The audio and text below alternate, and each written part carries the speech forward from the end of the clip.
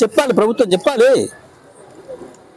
ఎందుకు తగ్గిందో చెప్పాలి, ఎందుకు వాళ్ళు నీ సర్వేలో పాల్గొనలేదో చెప్పాలి, నీ మీద నమ్మకం లేకనా ఎందుకు పాల్గొనలేదో చెప్పాలి, లేదు మళ్ళొకసారి చెయ్యాలి.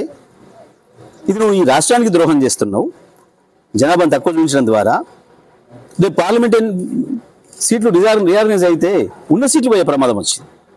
అసలే తక్కువ ఉన్నాం మనం సౌత్లో. మనం జనాభా నియంత్రణ అమలు చేయడం వల్ల, సిన్సియర్గా కేంద్ర ప్రభుత్వం ఆనాడు తెచ్చిన చట్టాన్ని అమలు చేయడం వల్ల జనాభా అడ్డగోలు పెరగక మనం ఇప్పటికే నష్టపోయి ఉన్నాం. కానీ ఉన్న దాంట్లో కూడా ప్రతి మనిషిని నీ బిడ్డను నువ్వు లెక్కేసుకోవాలి. కానీ సో ఉండదు. ఒక కన్నతల్లిలాగా పుట్టిన పిల్లలు జారిపోతుంటే ఎత్తుకొచ్చుకుంటారు, సంకరవుని నెత్తిలోని పెట్టుకొని మోసుకొచ్చుకుంటారు భుజాల మీద వాడిని. ఈ రాష్ట్రానికి ముఖ్యమంత్రి అంటే గట్టి ఉండాలి. కానీ ఆ సోయి లేదు. ఏడోడా జారిపోయి నాకెందుకు, 16 లక్షల జనాభా లెక్కలు రాలేదంటే ఎంత సిగ్గుమాలిన చర్య నీకు చెప్పుకోవడానికి. ఇంకా దాన్ని గొప్ప పని చేసినా అని అసెంబ్లీలో పెట్టి ఇంకా దేని పెట్టినా తెలియదా ప్రజలకి? ఎందుకు మాట్లాడుతున్నారు ఇప్పుడు తప్పుడు మాటలు అంటే? స్థానిక సంస్థలలో మరొకసారి మోసం చేద్దాం అనుకున్నారు ప్రజలు.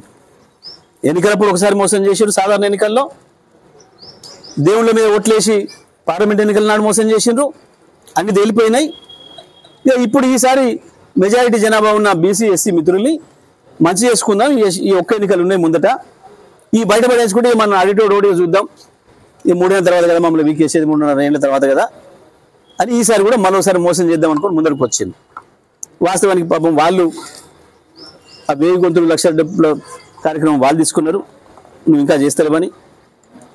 బీసీ సోదరులు నువ్వే ఎన్నికప్పుడు హామీ ఇచ్చినావు కాబట్టి, కామారెడ్డి డిక్లరేషన్ ఇచ్చినావు కాబట్టి అడుగుతున్నారు. మరి నువ్వు ఆ ఎన్నికలు పెట్టాల్సుకుంటే మా లెక్క చెప్పి పెట్టమని అడిగింది. దానికి వాళ్ళని మోసం చేయడానికి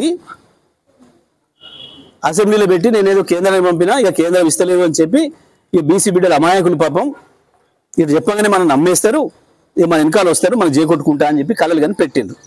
ఇది రివర్స్ దాన్ని ఇప్పుడు అనుకున్నది ఒకటి అయింది ఒకటి. దానికి గిట్ల పన్నోడు మున్నోడు లేనోడు లేచి వచ్చి ఇదోటి అదొకటి మాట్లాడి మళ్ళీ కేసీఆర్ని అంటేనే కదా మా పూట గడిచేది. జనం కూడా కోపానికి వస్తున్నారు. ఎన్నిసార్లు తిరుగుతారు ఆ కేసీఆర్ని, బుద్ధులు దానికి ఏమన్నా అని చెప్పి అంటూనే ఉన్నారు ప్రజలు.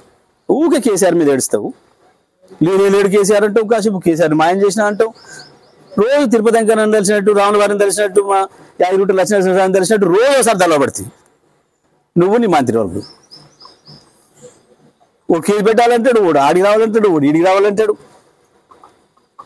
ఏడికి ఎప్పుడు రావాలనో కేసీఆర్కి తెలుసు బాగా. ఎప్పుడు రావాలని ప్రజలు కోరుకుంటారో తెలుసు, ప్రజలు కూడా ఎప్పుడు వస్తే సంతోషపడతారో కూడా ఆయనకు కూడా తెలుసు.